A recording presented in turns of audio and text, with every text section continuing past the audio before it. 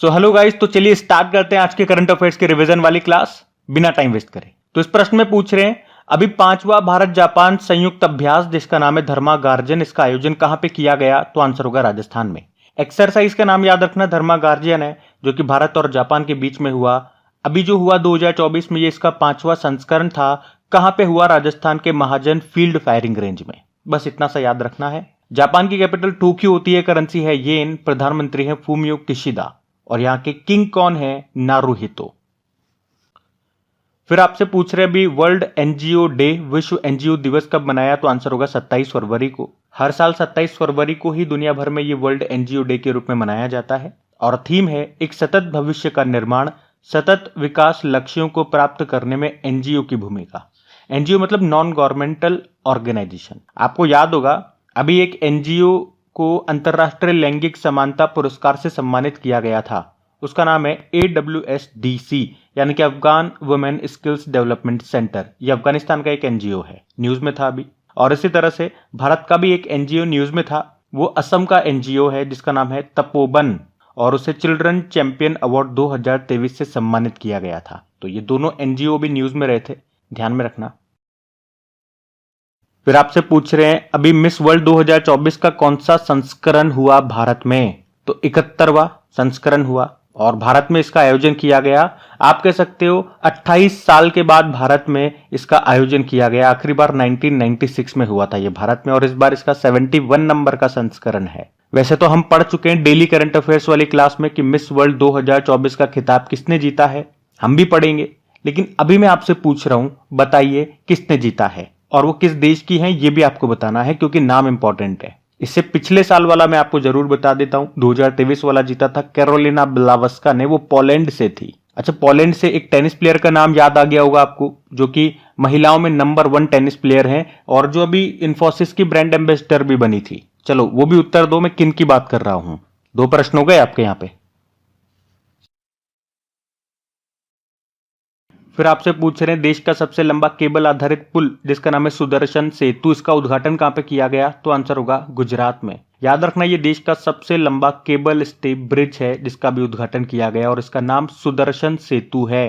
कहां पे? गुजरात के द्वारका में उद्घाटन किया अभी मोदी जी ने। लंबाई की बात करेंगे 2.32 किलोमीटर ये लंबा है। बनाने में लागत आई है 979 करोड़ रुपीस। लागत वगैरह नहीं पूछेंगे, लंबाई पूछेंगे, कहां पर है, नाम क्या है, ये पूछेंगे आपसे।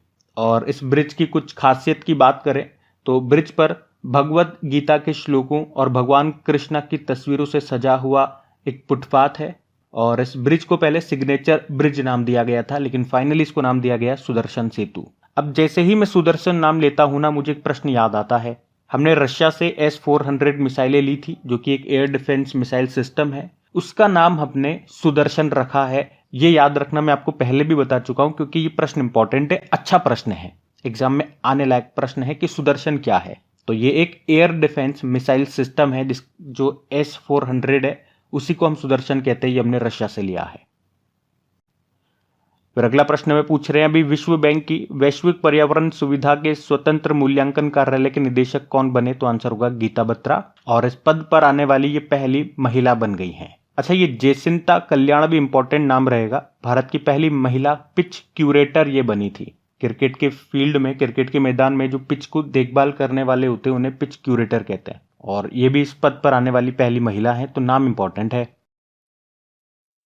फिर पूछ रहे हैं अभी किसने खेलो इंडिया विंटर गेम्स 2024 का खिताब जीता? तो आंसर होगा सेना ने। यहां हम बात कर रहे हैं खेलो इंडिया विंटर गेम्स 2024 की, जो हुआ कहां पे? जम्मू कश्मीर और लद्दाख में हुआ। इस बार ये इसका 4था संस्करण था, और इसका शुभंकर मैस्कॉट था शीन ए शी या शान, जो रिप्रेजेंट करता है स्नो लेपर्ड को, यानी कि हिम तेंदुओं को। और इसमें मेडल टैली में बात करेंगे तो आर्मी इसमें प्रथम स्थान पर रही। इसने 10 गोल्ड, 5 सिल्वर और 6 ब्रोंज जीते हैं। फिर कर्नाटक और महाराष्ट्र रहा। तो पहले स्थान पर याद रखना आर्मी यानी कि सेना रही है। अब आपके लिए एक और होमवर्क प्रश्न आता है। यहां तो हमने बात कर लिया खेलो इंडिया विंटर गेम्स का, बाकी आप बताएंगे खेलो इंडिया यूथ गेम्स, खेलो इंडिया यूनिवर्सिटी गेम्स, और जो भी पहली बार खेलो इंडिया पैरा गेम्स हुए थे, सब कुछ बताओ उनके बारे में जो आप जानते हो। जैसे कि क्या क्या चीजें इंपॉर्टेंट हैं वही बतानी है। 3 चीजें तो रह गई हैं कि कहां पे हुआ था, शुभंकर क्या था, और कौन विजेता रहा। बस ये 3 ही पॉइंट इंपॉर्टेंट होते हैं। बताओ देखिए अब। और हाँ, ये भी बता दो कौन सा संस्करण है। एक और पॉइंट जुड़ गया। फिर आपसे पूछ रहे हैं, देखो अभी अट्टुकल पोंगल उत्सव कहाँ पे मनाया गया, तो आंसर होगा केरल में। तो केरल के तिरुवनंतपुरम में अट्टुकल भगवती मंदिर में ये अट्टुकल पोंगल फेस्टिवल मनाया गया। अट्टुकल पोंगल ये दुनिया का सबसे बड़ा महिला उत्सव है। 10 दिनों तक इस त्योहार को मनाया जाता है। आपको बता दूं, इस त्योहार को Guinness book of world records में भी शामिल किया गया है। क्यों? क्योंकि ये बात है 1997 की, जब 15 लाख महिलाओं ने पोंगल चढ़ा करके रिकॉर्ड बनाया था। तो अट्टुकल पोंगल उत्सव याद रखना है कहाँ का है, केरल का है। फिर आपसे पूछ रहे हैं, अभी हरियाणा सरकार ने महिलाओं में स्तन कैंसर का पता लगाने के लिए भी कौन सा कार्यक्रम शुरू किया, तो आंसर होगा सवेरा कार्यक्रम। हरियाणा के मुख्यमंत्री कौन? मनोहर लाल खट्टर जी।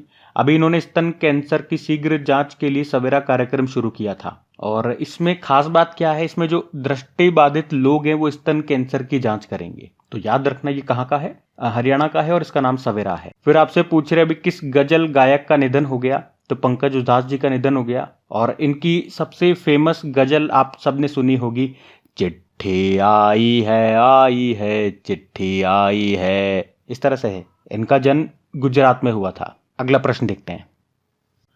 फिर पूछ रहे हैं अभी पाकिस्तान में पहली महिला मुख्यमंत्री कौन बनी, तो आंसर होगा मरियम नवाज। तो पाकिस्तान में जो पंजाब प्रांत है उसकी पहली महिला मुख्यमंत्री ये बनी है, मरियम नवाज इनका नाम है। और मैंने आपको बताया था ये मोहतरमा कौन है, नवाज शरीफ की बेटी हैं। और जो भी प्रधानमंत्री बने थे ना, शाहबाज शरीफ, ये उनके चाचा हैं, चचा जान। और पाकिस्तान के किसी भी राज्य की मुख्यमंत्री बनने वाली ये पहली महिला है, इसलिए मैंने प्रश्न लिया है, इंपॉर्टेंट हो जाता है। अच्छा, वैसे पाकिस्तान में पहली महिला प्रधानमंत्री कौन थी ये पूछेंगे तो बेनजीर भुट्टो थी। और बाकी ये मरियम नवाज की बात करें तो इनसे संबंधित 2 प्रश्न और मैं आपको बता दूं कि 2017 में बीबीसी की 100 महिलाओं की सूची में इनको शामिल किया गया था। और 2017 के लिए न्यूयॉर्क टाइम्स की दुनिया भर की 11 शक्तिशाली महिलाओं की सूची में भी इनका नाम था। तो इनका नाम ध्यान में रखना। मरियम नवाज कौन है? पाकिस्तान की पहली महिला मुख्यमंत्री है। अब यहाँ पे कुछ इंपॉर्टेंट महिलाओं के नाम मैं आपको बता रहा हूँ, जैसे कि भारत की पहली महिला मुख्यमंत्री कौन रही? सुचेता कृपलानी। भारत की पहली महिला गवर्नर कौन रही? सरोजिनी नायडू। भारत की पहली महिला प्रधानमंत्री आप जानते हो, इंदिरा गांधी।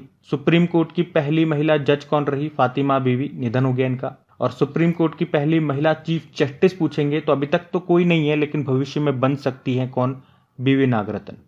और हाईकोर्ट में चलेंगे तो वहां पे पहली महिला चीफ जस्टिस लीला सेठ थी, हिमाचल प्रदेश में। और हाईकोर्ट की पहली महिला जज अन्ना चांडी थी। अच्छा, एक शीतल महाजन का नाम भी ध्यान में रखना। क्या खास है इनके नाम में? तो दुनिया की सबसे ऊंची चोटी माउंट एवरेस्ट के पास 21,000 फुट की ऊंचाई से छलांग लगाकर इन्होंने इतिहास रचा था। वे भारतीय स्काई डाइवर हैं। तो नाम ध्यान में रख लेना, कभी पूछ ले तो आपको पता हो। फिर पूछ रहे साउथ एशिया के सबसे बड़े प्लांट का उद्घाटन अभी कहाँ पे किया गया, तो आंसर होगा कानपुर में। तो जो उत्तर प्रदेश के मुख्यमंत्री हैं योगी आदित्यनाथ, उन्होंने ही अभी उत्तर प्रदेश के कानपुर में साउथ एशिया के सबसे बड़े एम्यूनिशन और मिसाइल मैन्युफैक्चरिंग प्लांट का उद्घाटन किया है। ये एक डिफेंस मैन्युफैक्चरिंग प्लांट है जिसे कौन बना रहा है? अडानी ग्रुप की company Adani defence and aerospace company बना रही है। ये 500 एकड़ में फैला है, लागत आ रही है 3,000 करोड़ रुपए। और क्यों बना रही है इस प्लांट को कंपनी?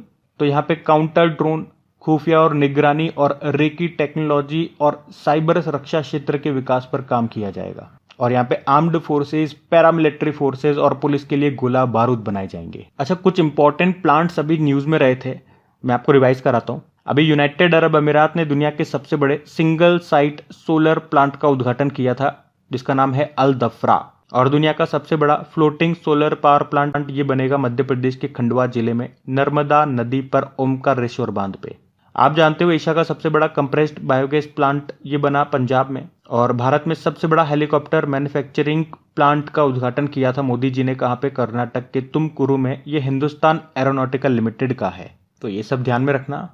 फिर आपसे पूछ रहे अभी गगनयान मिशन के लिए 4 एस्ट्रोनॉट्स के नामों की घोषणा की गई है, उनमें से कौन एक नहीं है? नहीं वाला प्रश्न है ये। तो आंसर होगा अरविंद प्रकाश। ये नाम हमारे किसी काम का नहीं है। पूरी बात मैं आपको बताता हूं। तो अभी प्रधानमंत्री नरेंद्र मोदी जी केरल के तिरुअनंतपुरम में जो विक्रम साराभाई स्पेस सेंटर है वहां गए थे। वहां उन्होंने लगभग 1800 करोड़ रुपए की 3 स्पेस इंफ्रास्ट्रक्चर प्रोजेक्ट्स का उद्घाटन किया था।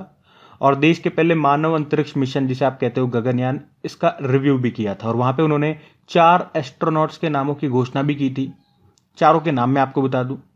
एक ग्रुप कैप्टन है प्रशांत बालकृष्णन नायर, अजीत कृष्णन, अंगद प्रताप और शुभांशु शुक्ला।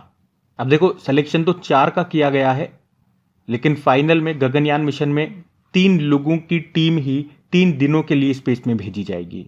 मतलब इस 4 में से भी 3 सेलेक्ट किए जाएंगे, लेकिन आप चारों के नाम ध्यान रखिए।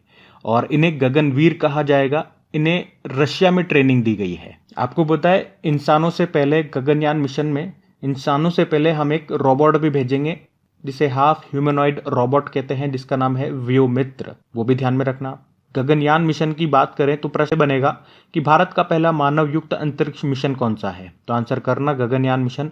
पूछ ले इसकी घोषणा कब और किसने की थी, तो प्रधानमंत्री मोदी जी ने की थी 2018 में। और हमारे 2 मिशन भी याद रखना कि हम चांद पे इंसानों को कब तक भेजेंगे। तो हमारा लक्ष्य है 2040 का, और हमारा खुद का स्पेस स्टेशन हम बनाएंगे, वो हमारा लक्ष्य 2035 का है। ये भी इंपॉर्टेंट लक्ष्य है, ध्यान में रखना। फिर आपसे पूछ रहे भी भारत के सबसे उम्र दराज सांसद और समाजवादी पार्टी नेता का निधन हो गया, नाम बताओ। शफीकुर रहमान बर्क। तो 94 वर्ष की आयु में संसद के सबसे वरिष्ठ सांसद और समाजवादी पार्टी के सदस्य शफीकुर रहमान बर्क का भी निधन हो गया। फिर पूछ रहे हैं भी विश्व की पहली वैदिक घड़ी का उद्घाटन कहां पे किया गया, तो आंसर होगा उज्जैन में।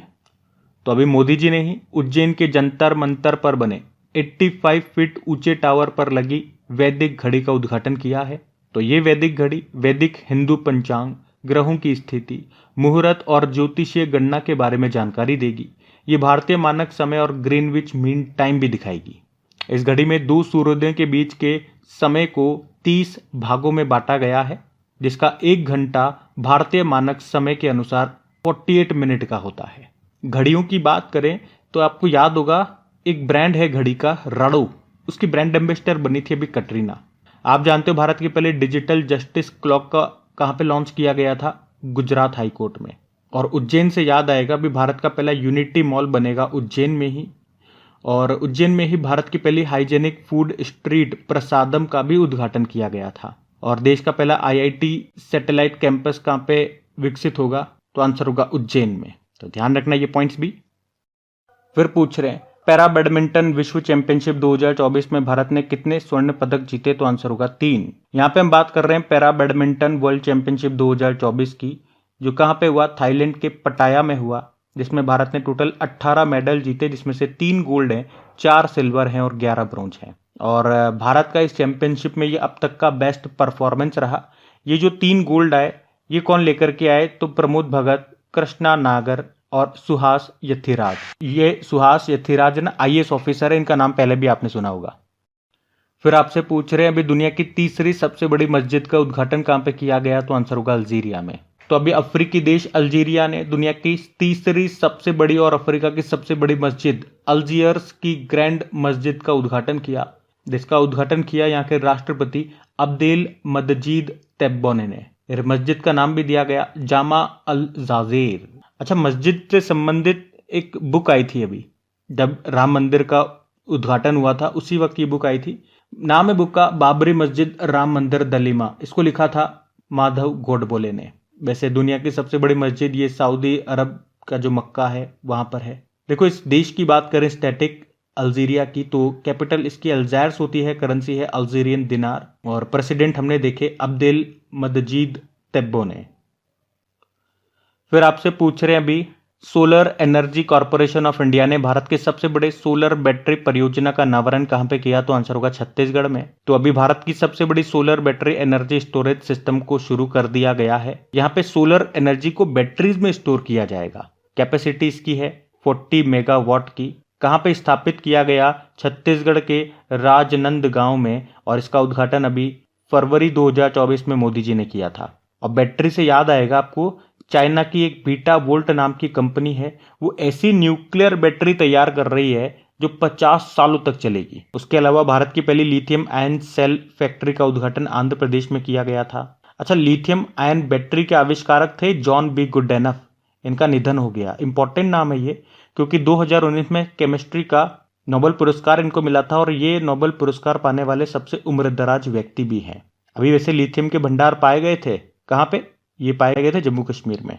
और आपको याद है भारत की पहली ग्रीन सोलर प्लांट फैक्ट्री कहाँ पे बनेगी? उत्तराखंड में, जिसको बनाएगा ल्यूमिनस पावर टेक्नोलॉजी। फिर आपसे पूछ रहे अभी सिक्किम के पहले रेलवे स्टेशन की आधारशिला कहाँ पे रखी गई? तो आंसर होगा रंगपो में। तो इतना सा ही आप याद रखें, कहाँ पे? रंगपो में। सिक्किम का ये पहला रेलवे स्टेशन है। फिर अगले प्रश्न में पूछ रहे हैं अभी शिक्षा मंत्रालय ने 2024-25 सत्र से कक्षा 1 में प्रवेश की आयु कितने निर्धारित कर दी है? तो आंसर होगा 6 वर्ष से अधिक। और आपको याद होगा अभी हमने इसी तरह का एक प्रश्न पढ़ा था कि शिक्षा मंत्रालय ने कहा कि 16 वर्ष से कम उम्र के बच्चों को कोचिंग में नहीं लिया जाएगा, उनका रजिस्ट्रेशन नहीं किया जाएगा। तो ये जो उम्र की लिमिट है, इनको ध्यान में रखना, एग्जाम में पूछी जा सकती है। हमारे शिक्षा मंत्री धर्मेंद्र प्रधान है। अच्छा, पहली शिक्षा नीति कब आई थी? 1968 में, दूसरी 1986 में और अभी तीसरी आई थी 2020 में। पूछे न्यू एजुकेशन पॉलिसी 2020 किसकी सिफारिश पे लाई गई? तो के कस्तूरी रंगन समिति। तो आज की क्लास यहीं तक रखते हैं साथियों। उम्मीद करूंगा अच्छा लग रहा होगा सेशन। अच्छा लग रहा है तो प्लीज़ वीडियो को सपोर्ट ज़रूर करें, इसे लाइक करके अपने दोस्तों के साथ में स्टडी ग्रुप में शेयर ज़रूर करना। उम्मीद करता हूँ आप ऐसा ज़रूर करेंगे। Thank you.